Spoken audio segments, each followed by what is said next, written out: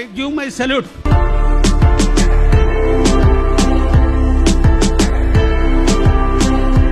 ಈ 123 ಹಿರಿಯ ನಾಗರಿಕರ ಆಶೀರ್ವಾದ ಅಣ್ಣವರು ಪ್ರಿಯಾ ಕೃಷ್ಣ ಅವರು. ಗೋವಿಂದರಾಜ್ ನಗರ ಆಗ್ಬೋದು, ವಿಜಯನಗರ ಆಗ್ಬೋದು, ಭಾರಿ ಎರಡೂ ಚೆನ್ನಾಗಿದೆ. ಇವತ್ತು ಕೃಷ್ಣಪ್ಪ ಅಂಥವ್ರು ಸಾವಿರಾರು ಜನಕ್ಕೆ ಅವರು ದಾನ ಧರ್ಮ ಮಾಡಿದ್ದಾರೆ. ಆಮೇಲೆ ಅದೇ ಥರ ಅವ್ರ ಮಕ್ಕಳುಗಳು, ಇಬ್ಬರು ಮಕ್ಕಳುಗಳು ಒಳ್ಳೆ ಮಕ್ಕಳು ಹುಟ್ಟಿದ್ದಾರೆ.